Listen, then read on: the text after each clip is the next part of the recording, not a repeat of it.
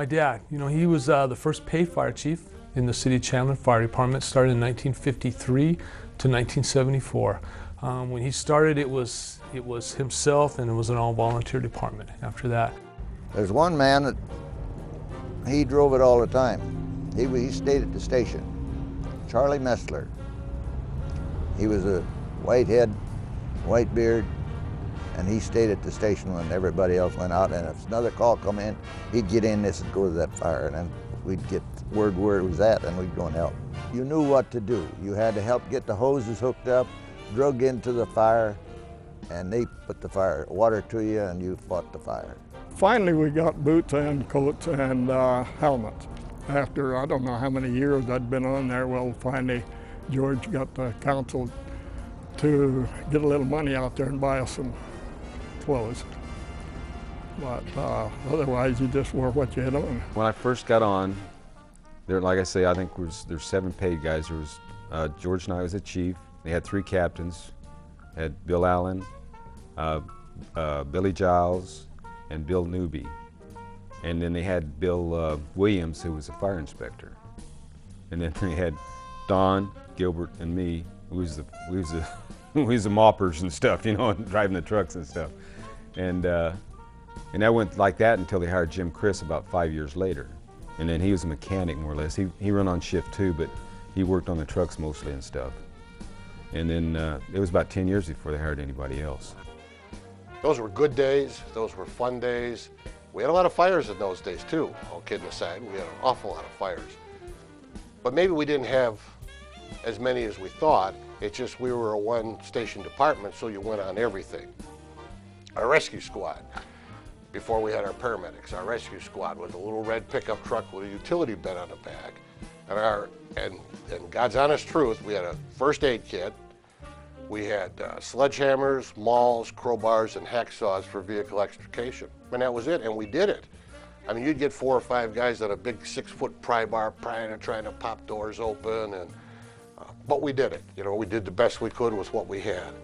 Jim Roxburgh came in there, and he was, if I remember right, he came from, Chicago? And he was, and the director, he was good. I mean, he taught us everything about the thing. And I learned more from him than I did anybody. And he put you through the mill. We had, once a week, we went out and he was right with us all the time, and he taught you how to do this and how to do that and everything. Otherwise, you did try to get the fire out. Kind of like those 12 full-time folks that were on the job, and that was the foundation of this department. That's what made this department grow into what it is today. From our history, a great tradition was created. Being a firefighter, especially in Chandler, is not just coming in and working, putting in your 56 hours a week.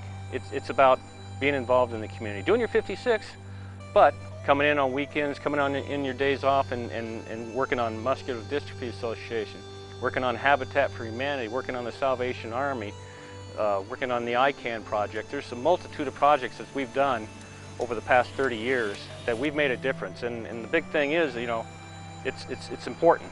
It's important to being a firefighter, and not only does the community need it, they want us there. So we've done a good job on that.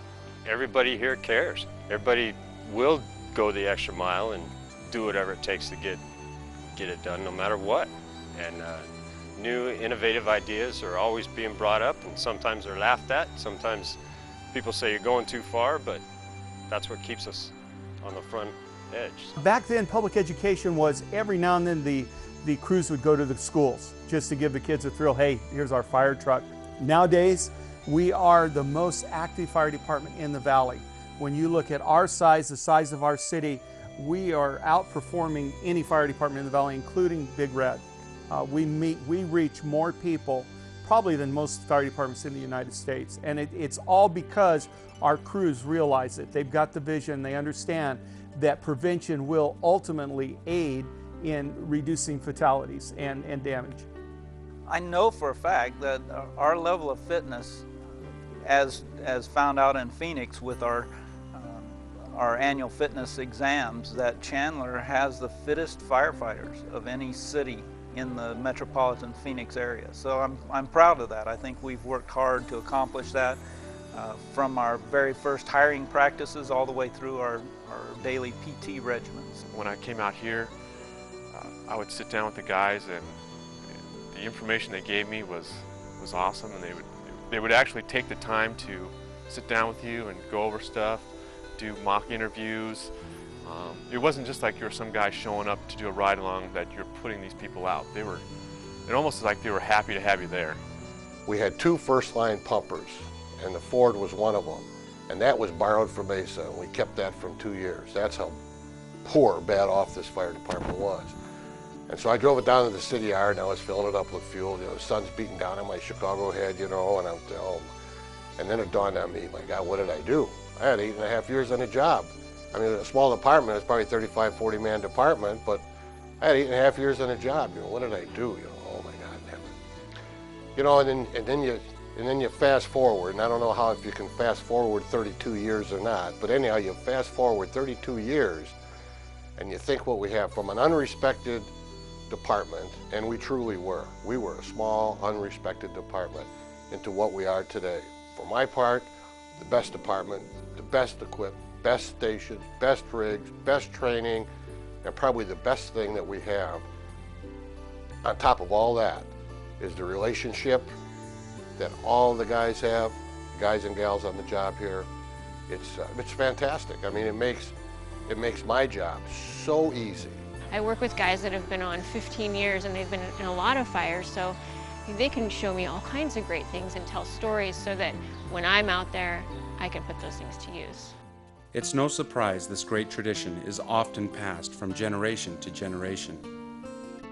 My dad's training actually came from the Philadelphia Navy Yard. That's where he was an instructor, where he learned that, and ended up coming out here and getting that position. So started that. What I remember growing up is that the fire chief's car was a station wagon, and it served as the ambulance as we known it. There was 2 of them. One was called Bueller's Mortuary, and one was the fire chief's car. Had a respirator in there. There was a base station radio that sat in my parents' bedroom, and the calls would come in from the police station to that radio, and then there was 6 sirens spaced around the city of Chandler, and on a fire call they would sound a siren. 1 through 6 siren blasts decided where that general area where that would be. George was a good friend, and in fact, George saved my life one time. East of Chandler out there, just on the edge of town, there was an old horse stables out there. It'd been there for years, and there was, I don't know, haystack and an old barn and on a house out there. And it got fire, and then we went out, and George sent me in with the hose, and he was back there watching, and smoke was really bad, and the fire was going like everything, and I was doing a pretty good job keeping it down. And then the wind changed, and all that smoke came right straight in on me, and then I couldn't see anything. I couldn't see the ground. So I shut the hose off and started crawling back out because I didn't know how to get out. I didn't know where I was. And then I heard George yelling at me, and he crawled in on the hose and got my hand and pulled me out. So otherwise, I know I wouldn't have made that one. George was a good chief. He started the department, and got it built up. He had to go out there and fight for it, to get the city to give him money so he'd get some stuff and everything. So he did a good job at it. He really did.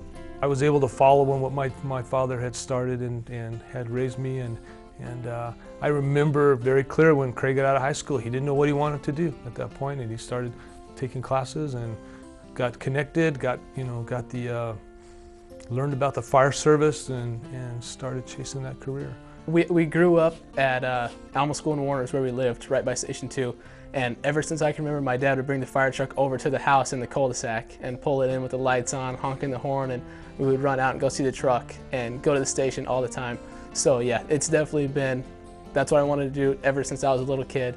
And when I was in high school, I started thinking maybe an engineer, maybe an architect, and it always went back. It's like, those are going to get boring after a year, you know what I mean? And so it always went back to being a firefighter. It's just, and now that I'm hired, it's the best job in the world by far. And through the generations, there have been many changes. You know, I remember when I first got hired, I was in a truck and there was an open cab, and it got so cold during the winter that we would open up the cabinet of the engine compartment and try to crawl in to get heat to stay warm enough while we're running the calls, and rain would come in on us. So, you know, the apparatus committee, I'm very thankful for. Thank you, apparatus committee, for our closed cabs and making our equipment safer. I think one of the most significant changes is all the advancements that the paramedics have been going through. It seems like we've just had so many things that have been evolving and changing, and it's not something that has happened over like 5 years, but every year something new is coming out, something better. So I think that is, for me, one of the biggest changes that I've seen. Back when we first got hired, you know, it was a very small room, much about half the size of my office that they dispatched police and fire out of. And then we grew up into a really nice CAD system with police and fire. And then the decision to go to Phoenix was huge and has been just an incredible asset to us now where we are today. When we first started, you know, you didn't even have MSAs or anything like that. We was going in fires, just, you know, going at it, you know, and just going there and breathing the smoke and everything else, you know, and rubbing the stuff out of your eyes and everything. And I remember right after we got the MSAs, we had this one assistant chief that George brought in. He was from the Air Force. He was an old Air Force fireman. He used to work out at Willie. I'm trying to think his name too, Bill something or other. But he was a big man. And I remember we had a house fire right down here in Delaware. And we got there, you know, and I was putting on my MSA, and he grabbed hold of me and said, "Don't waste time doing that. Get in there and start fighting the fire." And I said, "As soon as I get this on, I'll be right behind you, Chief." You know. But he was one of those old fire eaters, you know, and boy, he didn't think he had to have anything. And I said, "I got this equipment now, I'm going to use it." New equipment isn't the only thing that has changed. I sit here and reflect, and I know at senior staff we reflect, and many times we have to think to ourselves that we are a big city department, and I think people lose that in number one, that we're still all close, but number two is that, you know, a city of 250,000 people going to 300,000 in the next, you know, 5-6 years is not a small department in this country. When I moved here in 1971, Chandler was 17,000 people. When I joined the fire department, we were 21,000 people. And I think the most significant thing is how fast and how explosively we grew. But more important than that is our city leadership, our management in the fire department and the city kept up with that growth. That's what's cool.